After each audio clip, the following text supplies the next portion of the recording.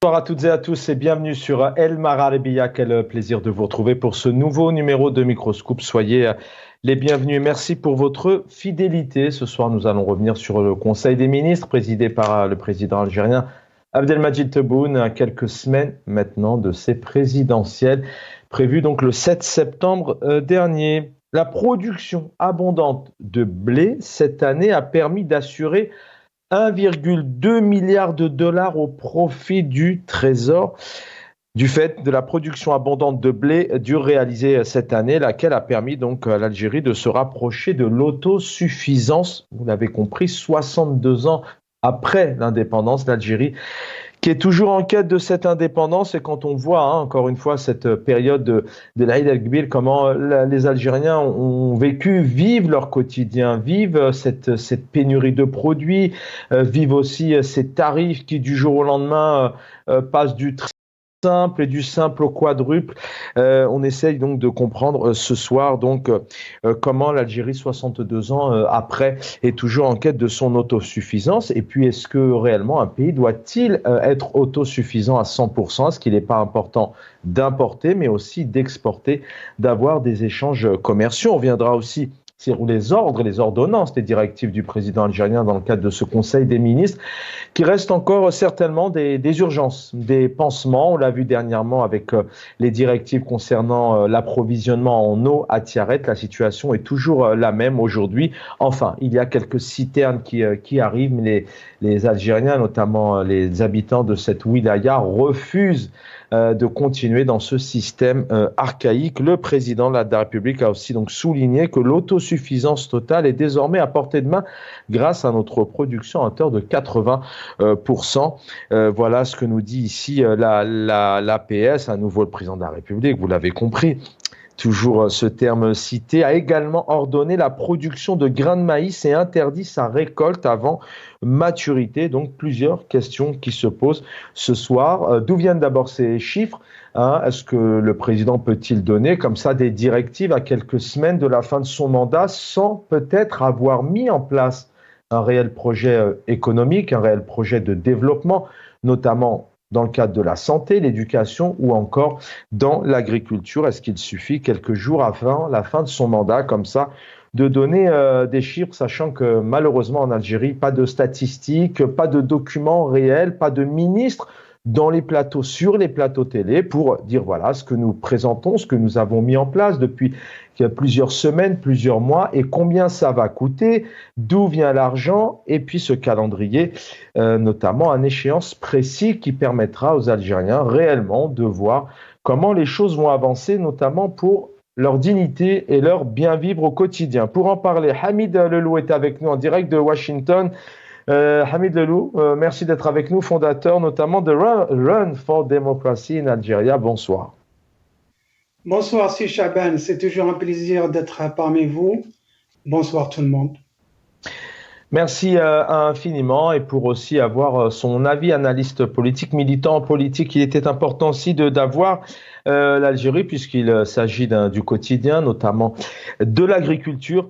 Vous savez combien l'Algérie aujourd'hui importe tout, notamment. Il est avec nous, Asdin Toumi. Bonsoir, opposant politique.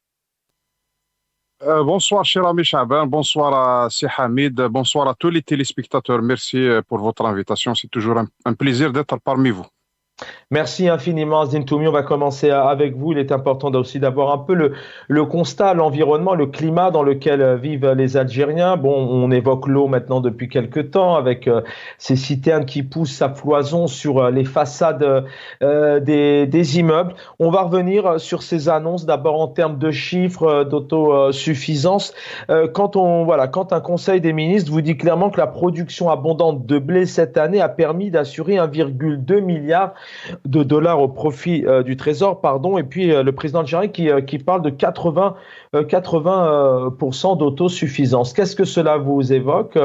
Vous êtes plutôt satisfait de ces chiffres? C'est ce que vous voyez sur le terrain, ou alors le Conseil des ministres vit dans un autre monde?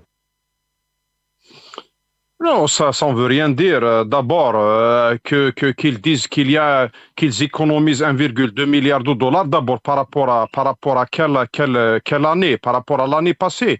On a vu que l'année passée, il y a eu une production catastrophique dans l'agriculture.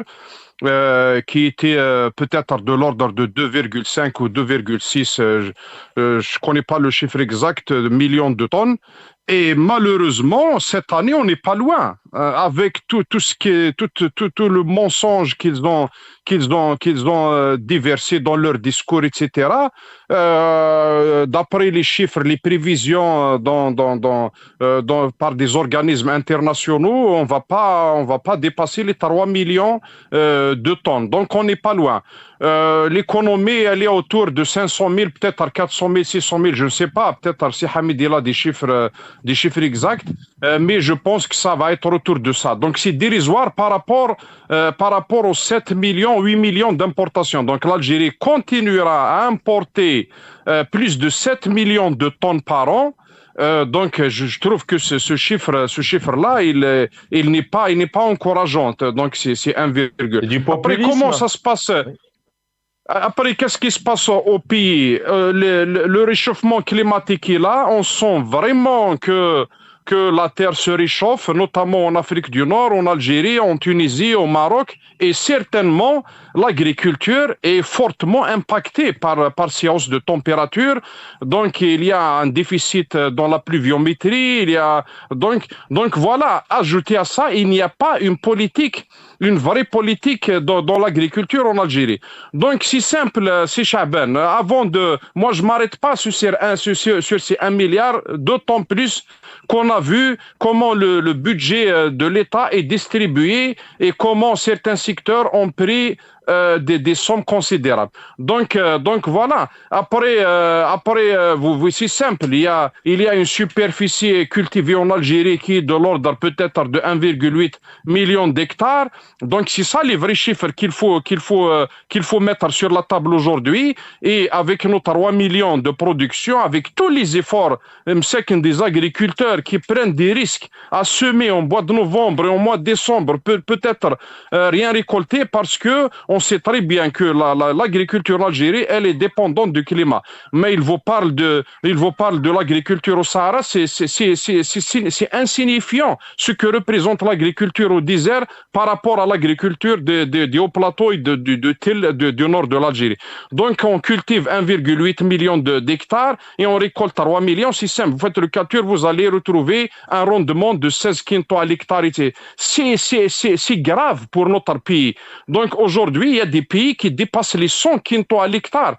Compte-vous, au moins, il faut assurer un rendement de 30, de 40, de 50 pour pouvoir espérer un jour arriver à l'autosuffisance. Mais si vous faites des rendements de 15, de 20, de 25, il faut cultiver des superficies énormes, il faut aller jusqu'à 3 millions et on n'a pas cette capacité-là. Donc, au lieu de se concentrer sur la bonne terre, cultiver 1 million d'hectares par exemple, et mettre le paquet sur l'irrigation, ne serait-ce que l'irrigation à point quand il n'y a pas de pluie, pour arriver et mettre la technologie, vraiment intégrer la technologie, l'intelligence artificielle pour augmenter les rendements, pas utiliser l'intelligence artificielle ou la technologie pour surveiller les gens et les militants, pour mentir au peuple et pour faire de la propagande. Donc, dans ce cas-là, si on arrive à avoir un rendement de 50 quintaux à l'hectare, là, donc on pourra espérer un jour être autosuffisant. Sinon, aujourd'hui, cette année, on a vu il y a eu un peu de pluie, alhamdoulilah. Donc, c'est ce qui a permis quand même d'augmenter un petit peu la production nationale. Mais on est loin du compte. Aujourd'hui, on consomme 9 millions de tonnes et on produit 3 millions. Donc, le calcul, on a un déficit à peu près de 6, c'est peut-être jusqu'à 7 millions. Donc, on importe. Il faut les produire. Donc, je pense que nous sommes devant un système qui est complètement dépassé, qui est incapable de trouver les vraies solutions pour développer le pays dans l'agriculture et dans d'autres domaines.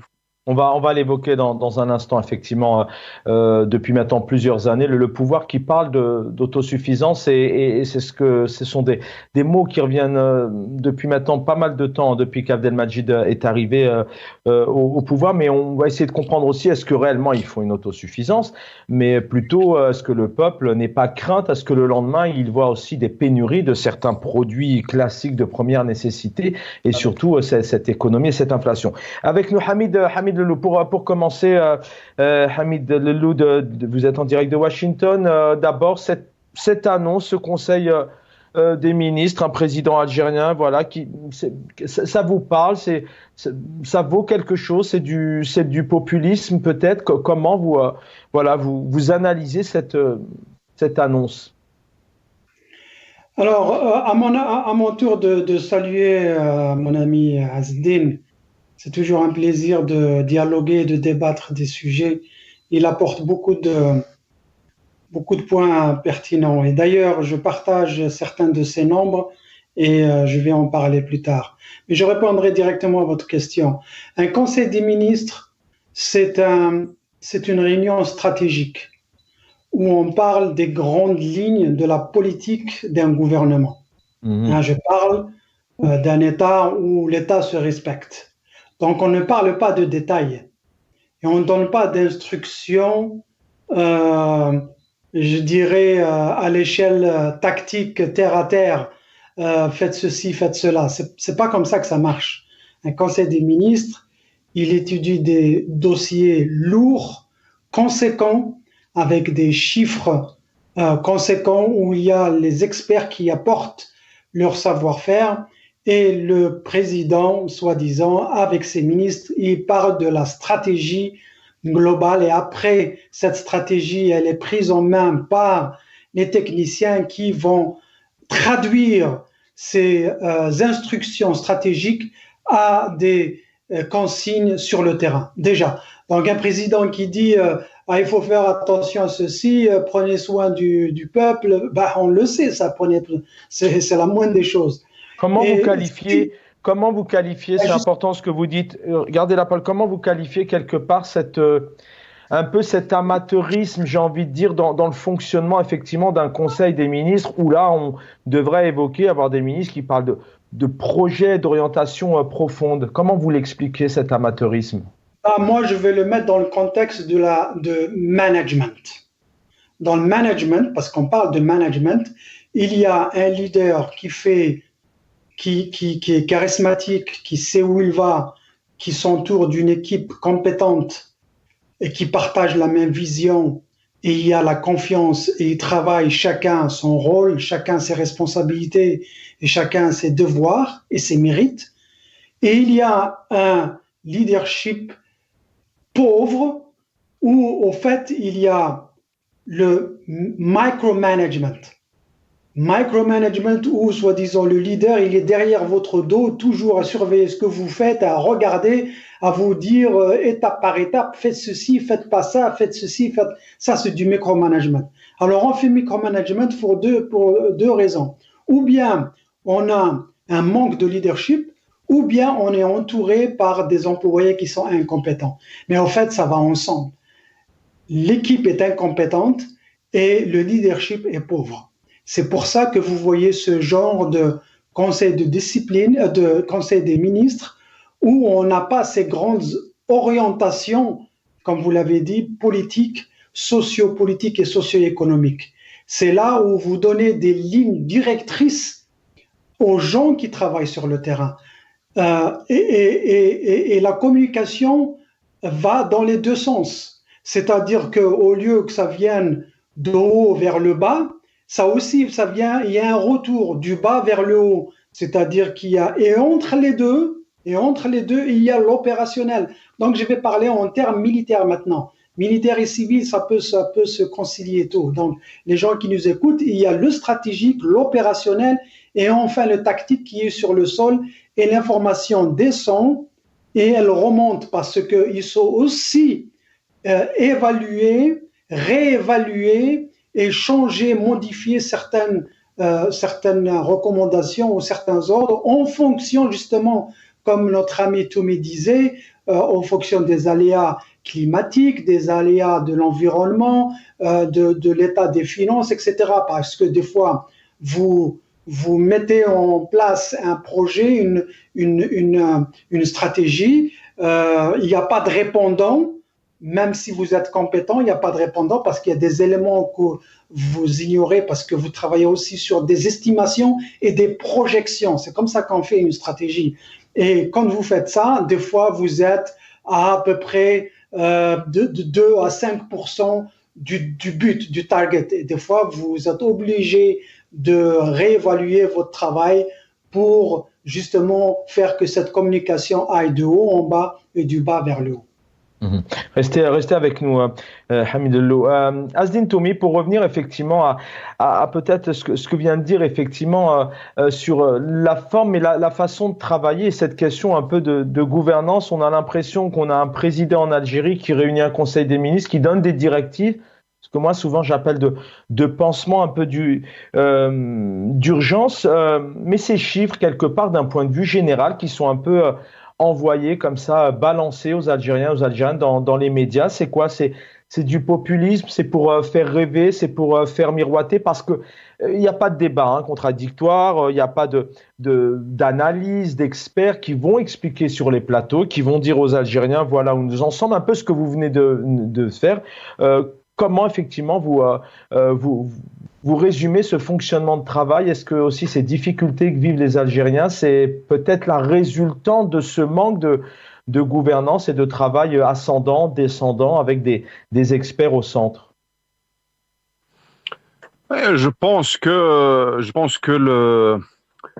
comment dirais-je, le schéma d'abord de leadership, comme l'a bien signalé c'est Hamid, et puis il y a la distribution des pouvoirs. Qui a le pouvoir aujourd'hui en Algérie pour changer, pour punir, donc qui a le vrai pouvoir? Donc je pense que des fois il faut pas se fier aux images et à la propagande de la presse, notamment des médias lourds, de l'ENTV, etc. Moi, je pense que ceux qui ont l'autorité s'occupent d'autre chose que ces vraies questions qui vraiment concernent le quotidien des Algériens. Donc voilà.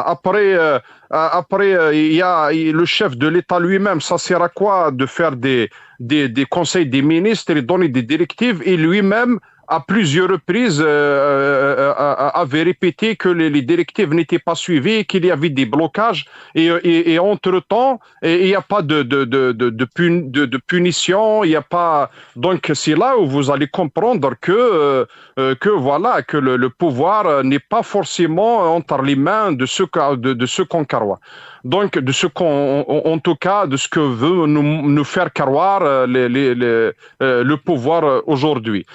Donc, c'est pour ça qu'on voit l'échec partout, notamment dans ce ministère de l'Agriculture, parce qu'il faut très bien aussi, il faut le rappeler aussi, la crise du mouton. Les Algériens vont rester, je vous assure qu'il y a des Algériens qui ont été traumatisés par le fait de ne pas pouvoir, peut-être pour la première fois dans leur vie, sacrifier le mouton de l'Aïd. Parce que ce rituel qui est ancré dans la société algérienne, qui est en relation avec d'une croyance religieuse, avec l'atifa, avec la composition sociologique de notre société, des quartiers, des bâtiments, etc. Je vous garantis que moi j'ai beaucoup d'échos sur des Algériens qui n'ont pas fait ça, qui ont vécu ça comme une blessure. Donc voilà, c'est la responsabilité, elle revient à ce ministère. Mais voilà, après, est-ce qu'il y a eu des démissions? Est-ce qu'il y a eu des enquêtes? Mais on a l'impression que vous dites à ce ministère, mais est-ce que c'est pas plus profond en Algérie? D'ailleurs, c'est un peu la thématique ce soir, 62 ans après. D'abord, il y a une Algérie qui est en quête d'autosuffisance, comme si réellement il fallait seulement et uniquement une autosuffisance. D'ailleurs, vous pouvez aussi y répondre, mais est-ce que ça va pas au-delà? Est-ce que c'est peut-être l'échec de tout un système qui n'a pas su se construire depuis les années 70, 80? Il y a eu cette ère aussi d'Abdelaziz Bouteflika qui a été au pouvoir pendant longtemps, qui quelque part n'a pas su créer les conditions nécessaires pour qu'aujourd'hui, malheureusement, les Algériens attendent de l'eau, attendent des pochettes de lait, attendent, voient des tarifs. Ils ne savent même pas à quoi demain et à quelle sauce ils seront mangés demain. Est-ce que ça ne va pas au-delà de ces personnes qui sont autour de cette table, autour d'un thé? Non, nous sommes devant une gestion catastrophique du pays. Je vous donne, par exemple, que ce soit dans l'économie ou dans l'agriculture ou dans le commerce ou même le quotidien, donc l'organisation les travaux publics, nos routes. Donc partout, on constate qu'il y a une certaine anarchie, un certain laisser-aller. C'est comme s'il y a une absence totale de l'État. On laisse les choses faire. L'échec, il est là et on continue de mentir au peuple, on continue de mentir à la communauté internationale. Donc voilà, le pays il est en train de s'enfoncer dans la crise et on continue. Et ça, pourquoi?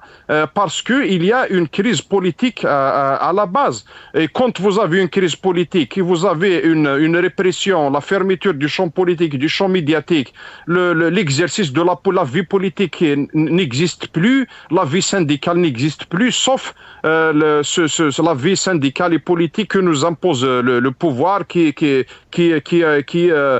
une vie politique et syndicale entre eux avec leurs clients. Donc il n'y a pas un contre-pouvoir aujourd'hui, il n'y a pas un débat contradictoire qui peut apporter des solutions, qui peut faire avancer les choses. Donc on voit le pouvoir, il est là, il s'impose avec une feuille de route et malgré l'échec, malgré les dangers vers lesquels l'Algérie est menée, et il continue de nous imposer leur feuille de route et de nous mener vers l'échec. Donc en conclusion, qu'est-ce qu'on va dire? On va dire que ce régime-là, qui est la continuité, vous avez bien raison de le signaler, la continuité des régimes qui se succèdent depuis 62, et parce qu'on n'a jamais construit un pays démocratique, on n'a jamais construit un État avec des institutions fortes, légitimes, que ce soit de la présidence de la République, les assemblées locales ou ailleurs. On sait très bien comment ces institutions sont. Ils sont élus dans des conditions catastrophiques, de la fraude et le vol, etc., et la triche.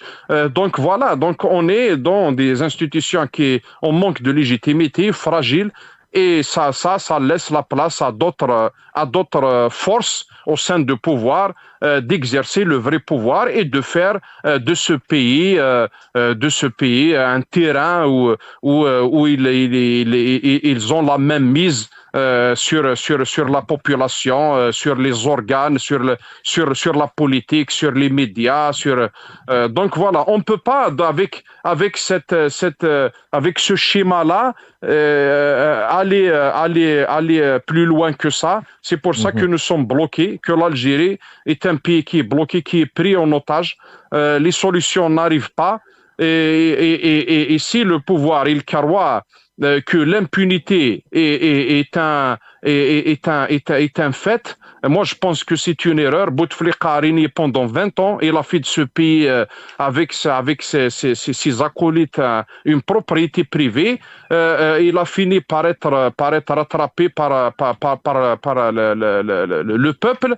Donc le schéma il se répète. Nous sommes en train de voir un régime qui est en train de s'accaparer de tout, et il laisse plus rien à l'opposition, ni à l'initiative, ni aux libertés, ni aux jeunes de s'exprimer, aux hommes politiques, aux artistes, etc.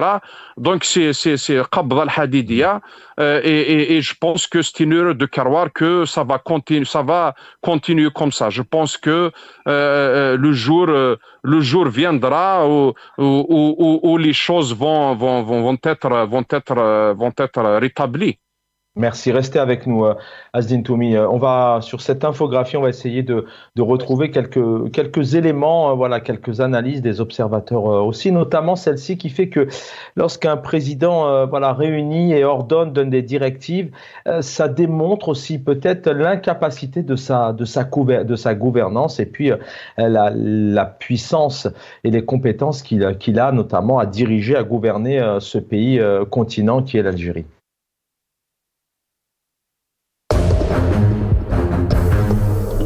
Le Conseil des ministres reconnaît implicitement la négligence dans le respect des droits du citoyen. La déclaration du Conseil faisait référence à un ensemble d'instructions dictées par des protestations sociales. Encore une fois, il a instruit les membres du gouvernement à prendre soin des préoccupations des citoyens. Il leur a demandé d'informer les citoyens à l'avance des fluctuations dans l'approvisionnement en eau et en électricité. Les directives répétitives du président constituent un aveu implicite de l'incapacité à prendre en charge les préoccupations des citoyens. De plus, le président ne peut que constater que les responsables ne mettaient pas en œuvre ces directives, et Tiaret en était un exemple. De plus, le président ne peut que constater que les responsables ne mettaient pas en œuvre ces directives, et Tiaret en était un exemple. Cependant, il s'est abstenu à prendre des mesures contre ceux-ci, qui ternissent l'image de président et bloquent ces directives. Cette inaction a suscité des interrogations chez les citoyens, surtout que le pouvoir est convaincu qu'il s'agit bien de complot pour saboter le président. Hamid Lelou est avec nous, Asdin Toumi aussi, concernant ces annonces et ce Conseil des ministres. Hamid Lelou, je reviens à vous. Vous parliez tout à l'heure effectivement de ce pauvre leadership, en tout cas en capacité, par exemple, de management. Il y a tout de même ces annonces qui sont faites régulièrement, rapidement, l'extension des superficies cultivées dans le sud. On nous parle d'un projet d'achèvement d'un hôpital universitaire à Tizi Ouzou d'une capacité de 500 lits, renforcer le réseau électrique. Il y a des coupures d'électricité à foison. En tout cas, il y a pas mal d'éléments comme ça qui sont donnés. C'est quoi? Encore une fois, c'est pour faire rêver, c'est du populisme. Comment vous qualifiez un peu ces annonces? On voit ces très belles images aussi tournées en drone, par exemple, alors que Asdin Toumi vient de dresser aussi un tableau assez conséquent et assez noir du peuple algérien. Et puis, dans un deuxième temps, c'est aussi la réaction que je demanderai à Asdin Toumi, c'est effectivement le fait que ça se passe comme ça, ce fonctionnement, cette gouvernance et de fait de cette manière, est-ce que parce que ce pouvoir, il est seul? On n'entend pas les candidatures, par exemple, aujourd'hui, les futurs candidates aux élections qui pourraient dire, mais attendez, racontez pas de bêtises, c'est 1,2 milliard, c'est pas vrai, par exemple. Ce que j'avais dit, un leadership pauvre, c'est les séquelles c'est comme ça qu'on reconnaît un leadership pauvre. Et aussi, comme disait Sitoumi, avec ces directives, déjà, si c'est du Sha'bawiya comme vous le dites, c'est le retour du bâton, parce que quand vous faites ça, vous êtes en train de reconnaître que vous êtes incapable de gérer et incapable de donner des ordres et incapable d'avoir des ordres qui sont suivis. Et par conséquent, la question que se posait Sitoumi, c'est que il est où le pouvoir décisionnel? Qui vraiment décide? On écoute qui? Parce qu'à un moment donné, il faut que les gens bougent. Ben, les gens qui bougent, est-ce qu'ils bougent parce que les ordres viennent de Tebboune ou viennent d'ailleurs? Je pense que la réponse, elle est logique. Mais réellement, si on gardait la parole, mais réellement, si vraiment le travail est bien mené, il y a de bons projets, est-ce que vraiment c'est le rôle d'un président de donner des ordres? D'ailleurs, ces mots, c'est des mots qui reviennent souvent dans ces États un peu autoritaires. On a l'impression aussi que ce que peut peut-être subir le peuple, c'est aussi le rapport qu'il y a entre un président algérien et ses ministres. Justement, c'est ce que j'allais dire, c'est que si vraiment c'est de la Sha'bawiya, il est en train de donner des ordres comme ça pour montrer au peuple algérien qu'il est en train de faire quelque chose, c'est le retour du bâton. Pourquoi? Parce que ce type d'instructions, elles sont du niveau d'un chef de service dans la société algérienne des eaux. C'est le chef de service qui donne. Moi-même, j'ai travaillé il y a quelques années, j'étais un coordinateur pour une organisation non gouvernementale au Darfour. C'est ce genre d'instructions que je donnais. Je sortais ce qu'on appelle des mémoires, des mémos. Alors le mémo, c'est à mon niveau, donc je suis juste un chef de service, et je sortais ces instructions. Elles ne venaient pas de la Suisse. La Suisse, on avait le directeur général, c'était pas à lui de décider ça. Et vous voyez, ce n'est qu'au niveau d'une organisation internationale. Alors si vous prenez un grand pays comme l'Algérie, c'est vraiment du niveau d'un chef de service de dire les gens, mardi, il y aura une coupure de courant pendant 3 jours et ça reviendra. Ça n'a rien à voir avec la présidence. Et moi, pour mieux expliquer ça, j'aimerais encadrer ce problème pour revenir à votre thème essentiel qui est 62 ans après l'indépendance. Est-ce qu'il y a autosuffisance dans l'alimentation ou bien dans le produit, aussi autosuffisance dans la gestion du pays? Il y a 3 cadres.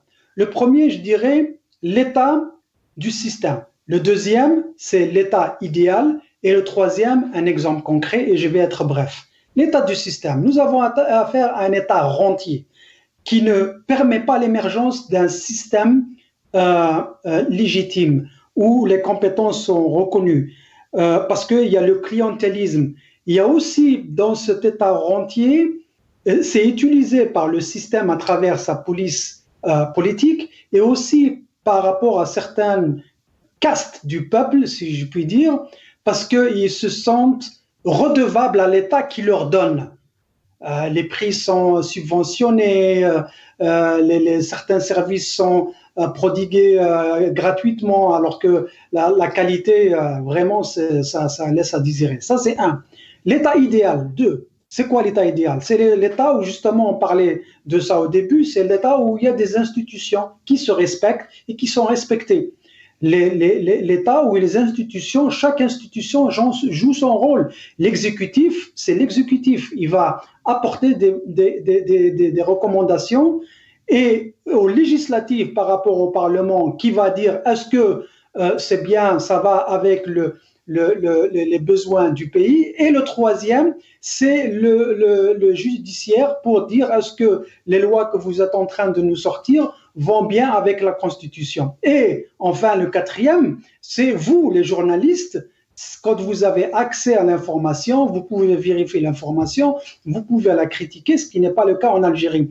Donc, quand vous avez toutes ces institutions, il y a ce qu'on appelle checks and balances, c'est-à-dire chacune va surveiller l'autre pour créer cet équilibre, pour balancer les pouvoirs de manière à ce que on vérifie à chaque fois qu'on apporte des recommandations, qu'on apporte des solutions, on va les vérifier à temps pour se rendre compte qu'au fait c'est une bêtise. Et troisièmement, justement, c'est ça la transition, et ça c'est suite à une discussion que j'ai eue il n'y a pas longtemps avec un groupe d'intellectuels algériens, il y avait des économistes. Et il y a un qui nous a apporté, et d'ailleurs parmi eux, il y avait d'anciens ministres, d'anciens hauts cadres à la retraite qui ont travaillé dans les différents gouvernements algériens. Et quelque chose qui choque. Par exemple, la dernière trouvaille de cette équipe Tebboune, c'est d'aller vers les Qataris pour trouver investissement et expertise pour, soi-disant, avoir les fermes pour le lait de poudre. Alors la blague, c'est le lait de poudre qui va tomber des arbres, mais en fait, c'est pour justement avoir des fermes où il y a des vaches laitières. Et ces experts eux-mêmes qui nous disent qu'ils ne nous écoutent pas, ça c'est une bêtise monumentale. Les Qataris ont fait ça chez eux parce que c'est le climat qu'ils ont, c'est le climat qu'ils connaissent. Deuxièmement, parce qu'ils ont une petite population. Troisièmement, parce qu'ils ont des moyens faramineux pour faire ça. Alors que nous, dans la région de Sétif, comme disait Setoumi, au nord du pays, on a déjà cette infrastructure, on a déjà ce savoir-faire, on peut le développer davantage. Parce que si vous créez cette ferme de lait en poudre dans le sud, c'est-à-dire qu'il faut des climatiseurs, il faut de l'eau, il faut de l'énergie, il faut un système de sanitation très avancé pour les vaches, il faut avoir des vaches qui vont s'adapter au climat, etc., etc. Et si nous avions ces institutions qui vérifient, elles vont dire attention, on ne va pas faire ça. Ça, c'est une connerie parce que ça va nous coûter de l'argent. Ça va nous faire perdre du temps et 3 ans plus tard, on va se rendre compte que c'est une bêtise. Et vous voyez comment est-ce qu'il gère le pays? Il gère au pays parce que, justement, pour conclure ça, le pouvoir décisionnel est excentré, il n'est pas là où il se trouve. Du coup, les recommandations viennent d'en haut. Il n'y a pas cette ligne de communication dont je parlais, stratégique, opérationnelle, tactique, et un va-et-vient, ça monte et ça descend, ça monte et ça descend. Et là, les gens vont voir les résultats immédiatement. Restez avec nous, Hamid. On a encore un peu de temps, je reviens à vous. Asdine Toumi est avec nous en direct d'Alger. Asdine Toumi, vous venez de faire le constat effectivement de ce système qui permet malheureusement aujourd'hui d'avoir une telle gouvernance, une telle anarchie. Il y a aussi cette question que peuvent faire demain? Quelles sont les perspectives? C'est une question importante qui me semble à chaque fois, parce que les Algériens nous écoutent, les Algériennes se disent « Ok, mais nous, on fait quoi demain ?» Quels sont un peu... comment on peut peut-être les encourager? Ce système, il est là, il suit son calendrier, des élections qui auront certainement lieu. D'après les observateurs, et vous-même, Abdelmadjid Tebboune va continuer. Il va certainement continuer dans ce système, un peuple qu'il n'a pas vu, il n'est pas allé sur le terrain, il ne les a pas rencontrés, il n'a pas rencontré la jeunesse, les associations.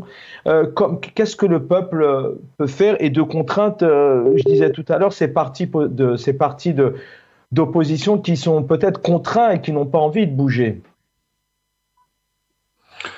Oui, le pouvoir, il est en train de s'imposer. Certainement, il va encore tenter un coup de force en faisant attention à ne pas avoir en faisant attention que les luttes internes ne fassent pas trop de dégâts.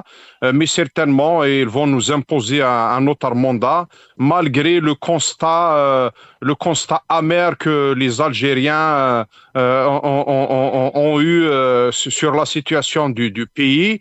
Donc voilà. Après, il faut être là. Le peuple algérien est conscient de ce qui se passe. Il n'a pas abdiqué. Il n'a pas abandonné sa volonté d'aller vers le vrai changement, de développer le pays, contrairement au pouvoir qui est en train de raisonner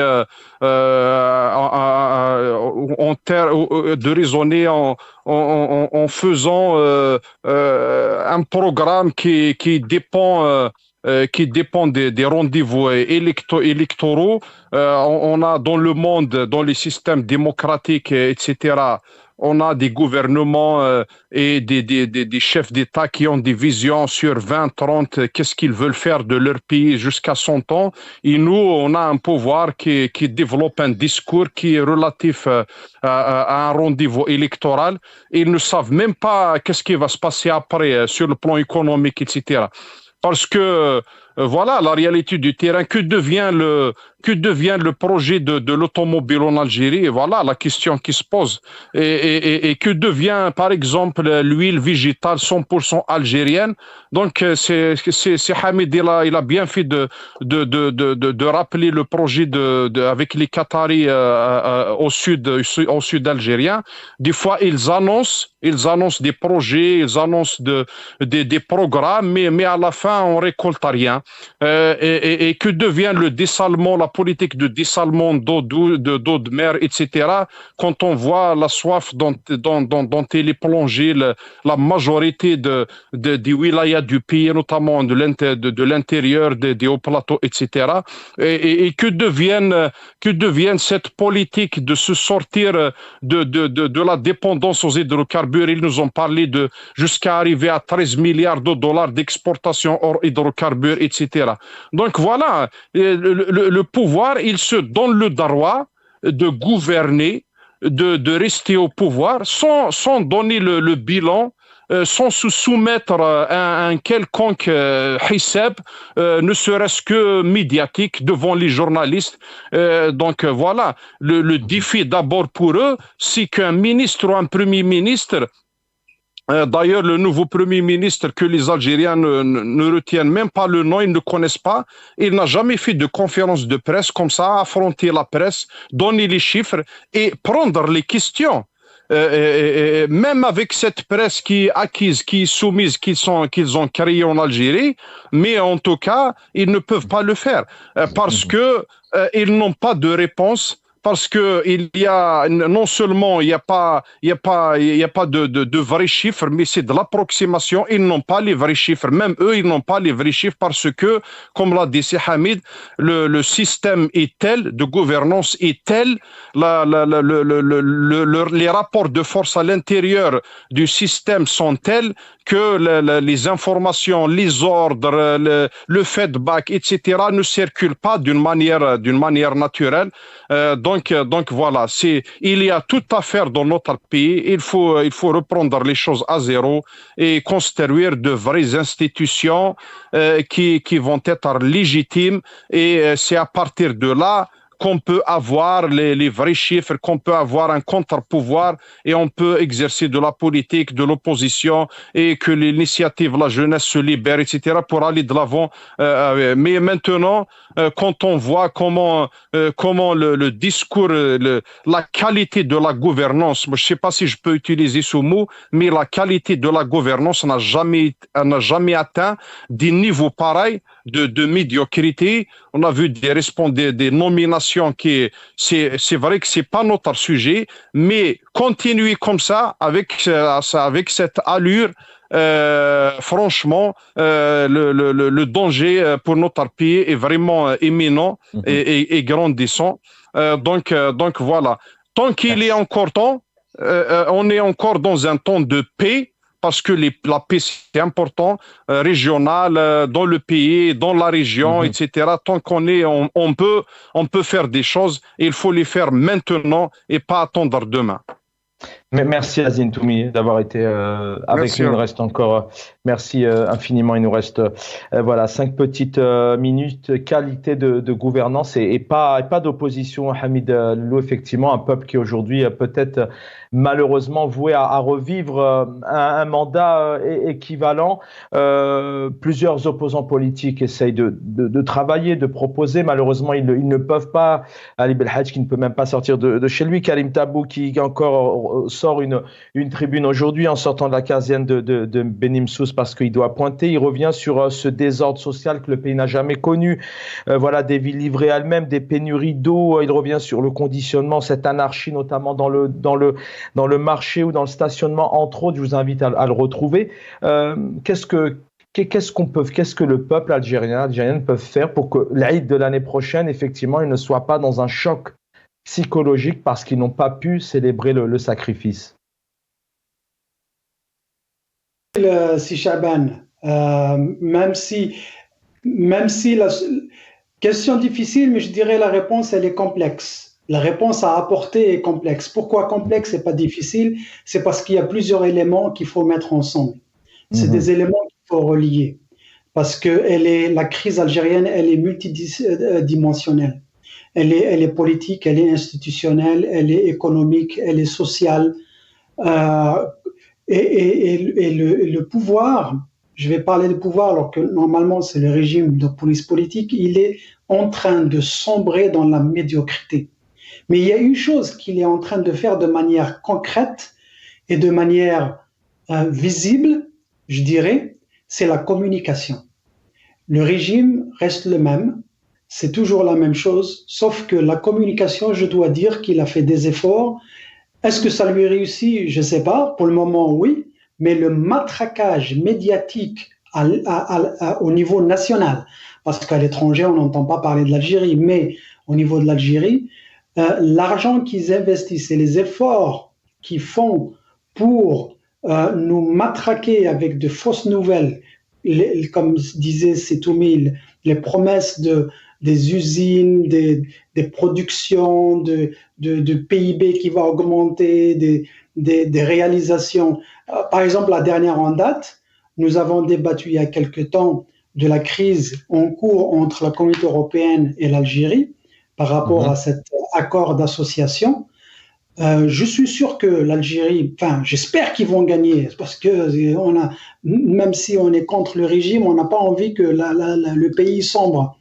Mais parce qu'ils utilisent ce matraquage médiatique basé sur des mensonges, parce qu'il n'y a personne pour vérifier que ce qu'ils disent est faux ou vrai, même s'ils perdent leur procès, entre guillemets, contre la communauté européenne, ils vont le présenter comme une victoire. Et ils vont nous dire, voilà, nous avons fait face à ça, etc., etc. Les Européens n'auront pas besoin de les contredire parce que les Européens, ils travaillent avec leurs institutions. C'est-à-dire qu'ils vont repartir vers leurs élus, ils vont leur expliquer, voilà, on a renégocié, on a eu ce qu'on voulait, et voilà le chèque, on l'a décaissé et l'argent est rentré. Donc eux, ils ont, c'est ce qu'on appelle rendre des comptes au peuple. Chez nous, ça n'existe pas, donc ils peuvent dire ce qu'ils veulent, puisqu'il n'y a personne pour venir les contredire. Maintenant, la solution immédiate. Moi, je trouve que cette date du 7 septembre, pour moi, elle est très importante. Elle est extrêmement importante parce que le verrouillage politique qu'on a vécu, qu'on continue de vivre, particulièrement après 2019, ça, c'est une opportunité pour le peuple pour s'exprimer. Pas en allant voter, parce que moi, personnellement, j'appelle pour un boycott actif qui n'a rien à voir avec l'abstention. Un boycott actif, c'est quelque chose de préparé, c'est pour lequel on appelle, c'est comme faire une grève générale où il n'y a pas de risque de violence, puisque les gens ne vont pas voter, ne vont pas sortir de chez eux. Et là, ils vont signifier au régime qu'est-ce qu'ils pensent d'eux et à quoi ils sont prêts. Et j'irai même plus loin que ça, parce qu'il y a des gens qui disent « mais vous appelez au boycott et après, qu'est-ce qui va se passer ?» Il va se passer que dans le système lui-même, tout le monde n'est pas pourri, comme on dit. Tout le monde n'est pas mauvais dans le système. Il y a des gens qui essayent de réformer, de modifier, de changer des choses à partir du régime. Ils ne peuvent pas le faire sans l'appui du peuple. C'est à nous, le peuple, de montrer que nous voulons ce changement. Et la première étape, justement, cette occasion pour le 7 septembre, c'est de boycotter, pas l'abstention, c'est de boycotter, appeler au boycott, ne pas voter parce qu'ils contrôlent tout le vote du début jusqu'à la fin. Hamid Ellou, merci d'avoir été avec nous, merci infiniment. Run for Democracy in Algeria. Azdin Toumi était avec nous aussi, opposant politique. Il était en direct d'Alger, l'équipe technique, merci infiniment. Dans quelques instants, mon ami Jamaldine Benchenouf pour l'édito juste derrière notre ami confrère Jamaldine Taleb El Amr. Et puis l'antenne vous est ouverte avec malheureusement aussi des images inédites sur les situations que peuvent vivre les Algériens, les Algériennes avec Lotfi Double Canon. J'aurai le plaisir, je l'espère, de vous retrouver demain soir. Prenez soin de vous.